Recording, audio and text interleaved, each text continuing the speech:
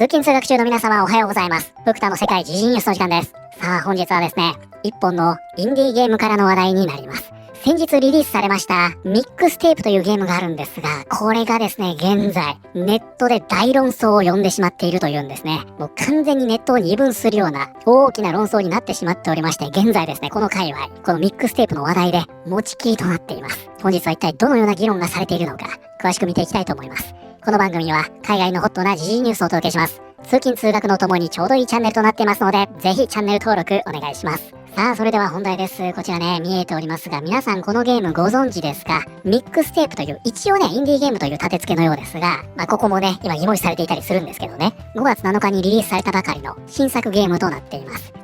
これがですね、現在ネットでも本当に大論争となっておりまして、主な構図としてはね、いわゆるゲームジャーナリストやメディア、これらが大絶賛していて、ネットがそれに反発する。こういった構図なんですよ。なんとなくこれだけでわかるでしょ。で、このゲームですね、非常にね、変わったゲームと言いますか、果たしてこれがゲームなのかというのもよくわからないくらいの、そんなゲームとなっておりまして、実際ね、説明を読んでも、人がプレイしているのを見ても、どういったゲームなのかさっぱりわからないんですね。なので、福田ね、これ、実際にやりました。買って。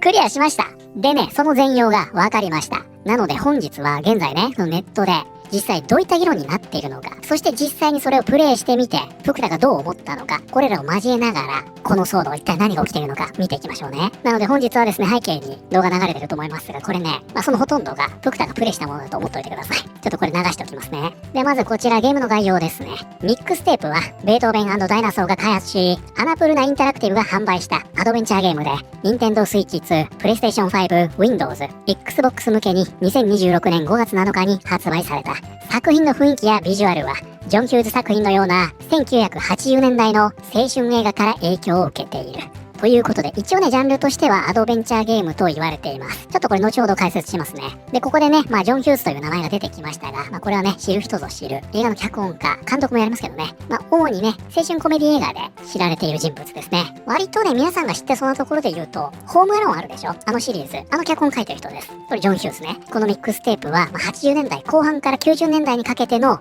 ノスタルジアを感じるためのゲームと、こういったものだと思ってください。仲のいいティーンエイジャーの3人組がいるんですが、この3人がね、一緒にいることのできる最後の一日を描いたジョン・ヒューズ作品のような世界観と、こういうことですね。じゃあね、このノスタルジアが本当に描けているの、ここもね、現在疑問視されているところがありまして、ここからこのミックステープ、どういった議論があるのか見ていきますね。まずね、こちらです。このゲームというのはですね、実際にね、ヒットした、その時代を象徴する音楽、これがね、ほんと流れるんですよ。これもね、すごいと言われてるんですが、実際その音楽丸々流れるんですね。で、このように音楽というのがね、非常に重要な要素となっておりまして、ここね、主人公がヘッドホンしてますね。このヘッドホンも、このゲームにおいてね、重要な役割を果たすことになります。ここにもありますね。これね。で、このヘッドホンですね、すでに、参考にしたであろう素材というのがね、発覚しておりまして、それがこれだと言われているんですね。もうまんまでしょ。で、このスタイル自体はですね、実際に80年代に流行っていた、実在したヘッドホンを参考にして、デザインし直されているものなので、このデザイン自体はね、問題ないんですよ。そのパクったパクらないの話じゃないんでね。問題はね、これ、付け方なんですね。こちら見てください。こんな感じでね、モデルたちが付けておりますが、だいたいこういうのってね、フリー素材に合成されているだけだったりもしますが、これね、付け方よく見といてくださいね。こちらね、販売元の公式サイトになりますが、ここね、見ていきますと、これですね、はい。わかります？これなんですよ。こちらが商品ページのヘッドホンの付け方。これがゲーム内のヘッドホンの付け方ということで、これね、左右逆なんですね。いやいや、福田。実はこっちが間違えてるだけなんじゃないのと思う方いらっしゃるかもしれませんが、見てください、これ。L って書いてあるでしょ？見えます？こちらの方がわかりやすいですね、これ。L って書いてあるでしょ？つまり、こちらが左側になるわけですから、これがね、前に来るわけですよ。ほら、ね、これ逆なんですね。で、このゲームプレイするとね、ほんとよくわかると思いますが、このヘッドフォンというのはですね、ゲームにおいて非常に重要な役割を果たすため、この主人公ね、これずーっと逆につけてるんですよ。だからね、結構致命的なミスなんじゃないかなと思います、これはね。じゃあね、これは一体何を象徴しているのかという話になるんですが、実はね、こういった話これだけじゃないんですよ。劇中にカセットテープのね、この穴に鉛筆を入れて手動で巻き戻すというね、このゲーム部分があるんですね。これ実際にね、レバーをくるくる回してプレイすることになるんですが、このね、カセットテープ上下逆になってるんですね。で、この右側に溜まっているテープを左に移すと、こういった作業をするんですね。つまり、穴をね、向かって時計と反対回りに回すと、こういうことになるんですね。なんですが、このゲームではですね、この時に鉛筆、右側の穴に入れてるんですね。わかります？これやるんだったら、穴の左側に鉛筆を入れなきゃいけないんですが、じゃないと両方の穴回らないんでね。なぜかですね、このゲームでは、右側に鉛筆を入れて、反時計回りに回すと、左側の穴もくるくると回り始めまして、巻き戻しすることができるんですね。つまりここではね、みんな何を言っているかというと、実際これを作ってる人たち、この時代経験してないんじゃないのと言われてるわけです。どこかで見たような、どこかで聞いたような、ノスタルジー風の場面を、その世代を全然知らない人たちが、それっぽく作ってるだけじゃないの。こういう風に批判されてるというわけですね。で、これはね、ここでも指摘されておりまして、セシがこのクソゲーをプレイしてるのを見てたんだけど、こうね、苦労しながらプレイしてたと書いてますね。今気づいたよ。主人公のヘッドホン、1990年代、ワイヤレスヘッドホンでググると、最初の方に出てくるやつなんだよね。ということで、それがね、このヘッドホンになるんですが、つまり、これね、適当にググって作ってるだけなんじゃないのと。このようにして、ノスタルジアが売りとは言いますが、そこの解像度を疑われていると。こういったわけですね。で、現状ですね、ゲームジャーナリストや各メディアは、このノスタルジアが素晴らしいとして、このゲーム、大絶賛してるんですよ。もう本当にそれは大絶賛してるんですが、じゃあ、プクタが実際やってみてね、ノスタルジアを感じたのかというと、全然でした。結論から言っちゃいますが、全く感じませんでしたね。不良ベースなんで。不良がやりそうだよなっていうクリシェの詰め合わせになってるんですね。例えば少年少女時代、この中で描いている主人公たちは結構な大人なんですけどね、この時代に、万引きをするみたいな経験もなかったんで、正直プクタ。よくあるでしょ、そういう描写って。少年時代は万引きをするもんだみたいな、こんなノスタルジーの描き方をするね、作品群って結構あったりすると思うんですが、プクタそういうの一切なかったんで、あとこうなんですか、憎たらしい先生の家に行って、その家を襲撃するとか、いたずらするとか、あと車でね、大音量鳴らしながらヘッドバンキングするとか、警察に飲酒が見つかって、パトカーとカーチェイスするとか、なかったんで、ほら、みんなこんな経験したでしょみたいなことを言われても、共感できないんですよね。ただその一方でね、隣のトトロって外国人が見てもノスタルジアを感じるって言うじゃないですか。だから、ノスタルジアっていうのは、割とね、世界共通言語だと思うんですよね。こうなんか、スタンドバイミーを見ると、どこか懐かしい気分になるみたいな、あれですよ。だからその点で言うと、このミックステープのね、描いているノスタルジアというのは、実はね、こういった部分に現れているように、もしかしたらこの解像度の低さみたいなのが、原因だったりするのかな。それがちょっとね、言葉に表せないような原因になってるのかな。こんなことを考えたりもしました。あとこのゲームの中ではね、これも大変話題になっています。ティーンエイジャーのね、ディープキスも描かれるんですよ。これね、口の中がドアップになりまして、一人矯正してるんですけどね、実際にこのね、舌を絡ませる、この二人の舌を操作します。これがね、非常に悪趣味だと言われてるようですが、これでノスタルジー感じますうわ、懐かしいってなるなんかね、このノスタルジアの描き方ってそういうことじゃないんじゃないかなと思うんですが、なんですが現状ですね、メディアはこのノスタルジアを大絶賛していると、こういった状況なんですね。そしてね、このゲーム、もう一点ね、批判されている大きな要因があります。それがね、まさにこちらに書かれているんですが、このゲームね、一応ゲームという立て付けにはなっていますが、ほとんどね、操作しなくていいんですよ。スケボーの部分はね、操作しないと、周りにぶつかったりね、車にぶつかったりして、その瞬間ゲームオーバーになり、時間がキュルキュルっと巻き戻って、やり直す、みたいな感じになるんですが、その他のほとんどの部分、操作の説明が出ても、その操作ね、一切する必要がありません。結果同じなんですね。勝手に進行します。で、もはやこれをゲームと呼んでいいんですかという形で、このゲーマーたちがね、次々にこんなのをゲームと呼ぶなという形で批判しているというわけです。ほら、アトラクションでディズニーランドにもありますけどね、ティーカップとかコーヒーカップってあるでしょ？子供が好きなやつ。あれですよ。あれね、一応乗って、この真ん中にあるハンドルをね、回すと回転するんですよね、あれ。なんだけど、結果同じでしょ？横にはぶつからないし、絶対に。あんな感じです。だから本当にね、終盤の、結構ね、もうゲームにしたら一番面白くなるんじゃないかなという部分。その警察よりも早く友達の元にたどり着かなきゃいけない。で、いろんな障害物を越えて友達の元へ向かうというシーンがあるんですが、そこですら一切の操作が必要ありません。操作できるんですよ。ジャンプしたりね、スライディングしたり、操作ができるようになっているのに、それをやる必要がないということなんですね。これに関しては様々な2期ネキたちが、手放しでね、ゲームが進行していくという様を次々にアップして、これをゲームと呼んでいいんですかと、このようなことを言ってるわけですね。ただ、ちょっとね、これに関しましては、一つね、重要な背景というのがありまして、ちょっとですね、僕た実績解除までやる時間がなくてですね、実際に検証はできていないんですが、全く操作しなくてもクリアできるという部分、操作をしてもしなくても結局のところクリアできるという部分でも、操作をすることで障害物を回避するということは可能なんですね。なので、これをすることで実績解除があるという話は今ね、実際出ています。なので、このミックステープはね、実際の本編というのはストーリーに没頭させるためにゲーム性というのは極力抑えていて、本当にね、ゲームを楽しみたい人は実績解除で自分に挑戦してくださいと。こういったスタンスで作られてると見ることはできるかもしれません。この話が本当ならね、今現状そういった話も出ています。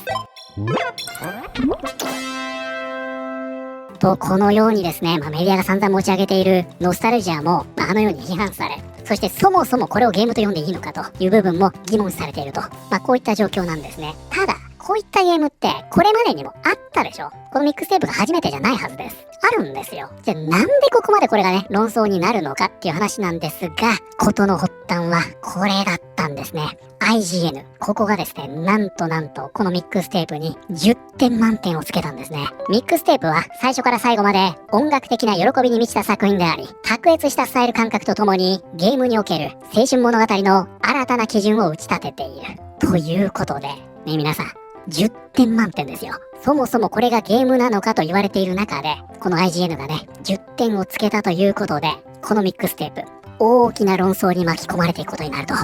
こういったことだったんですね。で、これをきっかけにですね、そのゲーマー対メディアという文脈で大きな分断になっていくことになるんですが、そこに乗ってきたのがね、こちらもね、IGN とともどもめちゃくちゃ嫌われております。ザ・ゲーマーですよ。このミックステープを批判する人たちを批判し始めるんですね。もうこうなったら終わりでしょ。ミックステープはゲーム性がないと批判されているが、それは事実ではない。ということで、それがね、先ほどから見えているこちらの記事になるんですが、ザ・ゲーマーね。こちらでね、ミックステープは無意味なビデオゲーム文化戦争の最新の犠牲者になってしまっ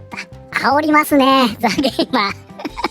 さすがですね。ということでね、主にここでは何を言っているかと言いますと、もしね、こういったタイプのゲームが嫌いだったら、プレイすんなと。で、これを批判する人たちというのは、ゲームというのがどう作られているのかというのを理解していないんだと。このように言っているんですね。で、これを言っていますのが、ここね、署名があるんですが、ジェイド・キングという人物で、これね、ザ・ゲーマーのエグゼクティブエディターということでね、結構有名なんですが、こちらですね。これね、ブルースカイですよ。ジェイド・キング。なんかありますね、ここに。トランスフラッグがね、掲げられておりますが、ザ・ゲーマーの主任編集者、ビデオゲーム、アニメーション、クイアカルチャーの評論家。そしてここね、シー・デイと。で、ここ最後の一文すごいですよ。私は全力でビデオゲームを破壊しようとしていると。いうことでね、何の皮肉なのかわかりませんが、ビデオゲームを破壊したいということで、ここでさらにね、ピン止めされて自己紹介していますが、この人ね、トランスジェンダーなんですね。で、たびたびね、こういったウォーク系の論争に顔を出す人なんですよ。そしてね、ここにまさにね、ありますが、ミックステープは素晴らしい作品で、ゲーマーたちは最悪だ。この週末に巻き起こった一連の騒動や、現代のゲームがいかにして有害で、女性蔑視的、そしてヘイトに満ちた文化戦争へ引きずり込まれていく運命にあるのかについて書いています。もううんざりしている人、他にいませんかということで、これね、どっちが文化戦争に持ち込んでるんだっていう話なんですが、IGN だったりこういったね、ジェイド・キングのような人物が大絶賛し、この批判している人たちを批判することによって、この分断が最高潮に達していると、こういったわけなんですね。ちなみにね、こちらザ・ゲーマーですね、コミュニティノートがついておりまして、複数のプレイヤーがゲーム内で入力を求められているように見えても、実際にはボタンを一つも押さなくても進行し、そのままシーンが再生され続ける例を投稿しています。クリスティーナ・テイスティはその一例として2分59秒に及ぶ映像を投稿しています。ということでね、ここではね、ザ・ゲーマー、ゲーム性がないとみんなが批判しているけども、そんなことはないんだよということを言っているんですが、実際ね、ゲーム性はないと言ってる人は数多くいるというわけですね。そして、このジャーナリスト対ゲーマーで、現在ネット上ではね、バチバチとやり合っていると。こういった状態になっているというわけです。で、これに関しましてはね、こちらもそうですし、これね、ワシントンポストなんかもそうですね。様々なメディアがね、ここにありますが、このノスタルジーを絶賛していると。こういった状況になっています。で、現在ですね、こちら、メタクリティックはね、85点ということになっておりまして、こちらね、この販売元のアカウントがスコア出たよと言ってこれね、まとめているんですが、すごいでしょ、これ。10点、10点、10点、10点、10点、10点、10点、10点と、どこまでも続きまして、ここでね、9点、6点、9点、5点、9点ということで、これ現在ね、様々な賞を取るんじゃないかなってこともね、言われているようで。そうなると今後もね、ますますこのネット上での分断が進んでいきそうな、そんな気配はありますよね。こちらね、日ゲームさんもレビュー出してますね。ミックステープをレビューしました。これは的外れでまとまりのないノスタルジー作品です。このゲームには時代錯誤があり、まるで90年代を実際に体験していないレディット民が作ったように感じます。彼らは90年代に作られた映画を見ただけで、しかもライセンス楽曲の選曲まで微妙です。ということで、楽曲についてはね、置いておきますが、いろんなしがらみがある中でやってると思うんでね、90年代を実際に体験していないレディット民が作ったような作品というのは、先ほどの話聞いてるとね、これ通じるものがありますよね。これさすがだなと思いましたが、やっぱここでもね、指摘されてますね。あんな風にカセットテープを巻き戻してるのに、テープがぐちゃぐちゃに絡まった状態にならない。その時点で、この開発者たちがこの時代をどれだけ理解していないかを完璧に象徴している。このゲームをレビューした IGN のレビュアーも、90年代を実際には体験していない人物だった。ていうかもうカセットっていうのはそれを使っていた使ってないじゃなくって、物理の話だと思うんですけどね。なんであんなことになるんでしょうか、ちょっとよくわかりませんが。正直、このゲームの背景でどの企業や人物が資金を出しているのか本気で気になる。ゲームジャーナリストによいしょの記事を書かせたり、あちこちに PR パッケージを送りまくったりするのに相当なお金を使っているのは明らかだから。と、綾波が言ってます。これにつきましてはですね、冒頭でもお話ししましたが、そもそもこのミックステープ、本当にインディーゲームと言っていいのかどうか、ここにも議論があるんですね。まずこちらの投稿なんですが、これで何を言っているかと言いますと、このミックステープというのは、オーストラリアの非常に小さなスタジオが作っていると。つまりこれが AAA を凌駕しているということを言ってるわけですね。するとね、こちらの方、こんな指摘をします。俺がこういうインディーで本当に気持ち悪いと思うのは、突然現れて成功する奴らが、結局みんな大企業に金を出してもらってるってことなんだよ。AAA 業界もインディーシーンの影響力の大きさにもう気づいていて、毎年こういう作品を1本出してきて、賞や注目をかっさらって本物のインディーを押しのけている。ということで、これね、何を言っているかと言いますと、このミックステープのパブリッシャーですね。これね、冒頭にもご紹介しましたが、これ、アンナプルナインタラクティブと言いまして、これ CEO がね、メーガン・エリソンなんですね。つまりオラクルのラリー・エリソンの娘です。で、このラリー・エリソン自身もがっつり関わってる会社なんですよ、ここ。で、このミックステープというのは、この資金力に後押しされてるんだよ。このように指摘しているんですね。だからこれがあれだけの曲を使える、からくりだと言われてるんですね。これ確かサントラ28曲ぐらいありましたよね。